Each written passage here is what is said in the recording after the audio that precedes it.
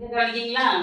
யார் கதையை பார்க்க போறோம் அப்படின்னு சொல்லிட்டு செம்புலிங்க நாடார் அப்படிங்கிற ஒரு கதையை தான் நம்ம பார்க்க போறோம். இவர் 20ஆம் நூற்றாண்டில் வாழ்ந்திருக்காரு.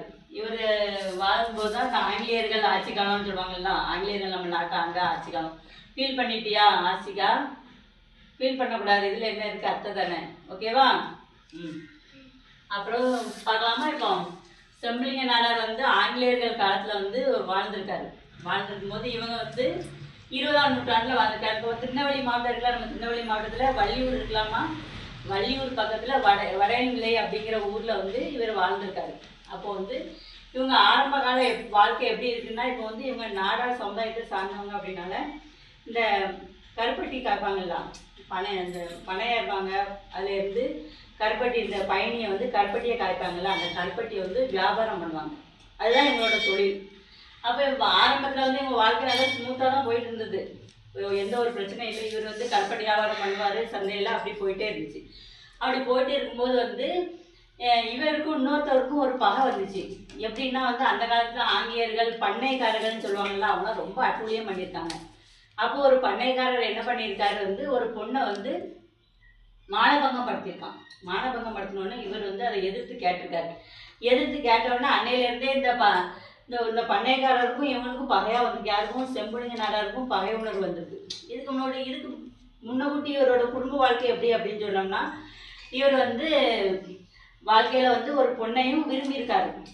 ஒரு பொண்ணை காதலிச்சிருக்காருன்னு வச்சுக்கோங்களேன், காதலிச்சிருக்காரு. அப்போ அந்த பொண்ணையை கல்யாணம் முடிக்கணும் அப்படின்னு சொல்லிட்டு அவங்க அம்மா அப்பாட்ட போய் கேட்காரு. அப்போ அந்த பொண்ணுக்கு நான் வாக்கு கொடுத்துருக்கேன்பா, அவங்களை கல்யாணம் முடிக்கணும் அப்படின்னு கேட்காரு. அப்போ என்ன சொல்கிறாங்க, அவங்க அம்மா அப்பா என்ன சொல்கிறாங்க, இன்னொரு பொண்ணை நிச்சயம் பண்ணி அவங்களுக்கு வாக்கு கொடுத்துட்டேன், அப்போ நீ அந்த பொண்ணை தான் கல்யாணம் முடிக்கணும் அப்படின்னு சொல்லி யார் சொல்கிறாங்க, செம்புலிங்க நாடார்கிட்ட சொல்கிறாங்க. அவர் பெரிய மாவீரனா, அவர் எப்படின்னா அப்படி ஆள் நல்லா வாட்ட சாட்டமாக நல்லா ஜிம்முன்னு இருப்பாராம். இப்போ அந்த காலத்தில் எப்படின்னா, இந்த பண்ணைக்காரங்களாம் நம்மளாம் ரொம்ப அடிமைப்படுத்தி வச்சுருந்தாங்கல்ல, அப்போ இவர் தீவிரமாக இருக்கணும் அப்படிங்கிறதுக்காண்டி இவர் நிறைய தற்காப்பு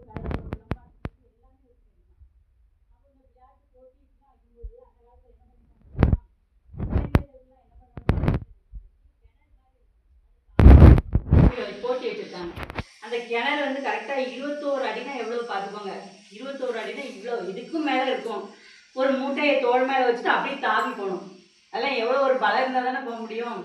அந்த கிணத்தை நம்ம செம்புலிங்க நாடார் அசால்ட்டாக தாண்டியிருக்காரு. அதுக்கப்புறம் யாருமே இதுவரைக்குமே அதை தாண்டவே இல்லை. அப்படி வீர விளையாட்டுகள் ரொம்ப வீரனாக வாழ்ந்திருக்காரு.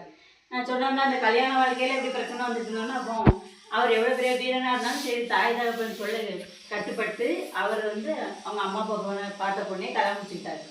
கல்யாணம் முடிச்சு அவங்க குடும்ப வாழ்க்கையெல்லாம் போயிட்டு இருக்கும்போது இப்போ இன்னொருத்தன் சண்டைக்கு வரான்லாம். சண்டைக்கு இந்த கருப்பட்டிக்கு நிறையா கூலி கொடுக்க மாட்டேங்கான், ரொம்ப பிரச்சனை பண்ணிட்டு சண்டை பிரச்சனை அப்படின்ட்டு ஒருத்தருக்கு முன் விரோதங்கள் வருது. ஆங்கிலேயர் காலத்தில் சொன்னாங்களா, பண்ணைக்காரர்கள் எல்லாரும் இருந்தாங்க அப்படின்னு சொல்லிட்டு.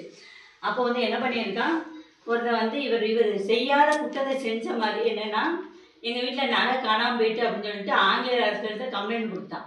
கம்ப்ளைண்ட் கொடுத்தோடனே இவர் மேலே என்னது திருட்டுப்பள்ளி வந்துட்டு. திருட்டுப்பள்ளி வந்தவுடனே இவரை தேடுறாங்க.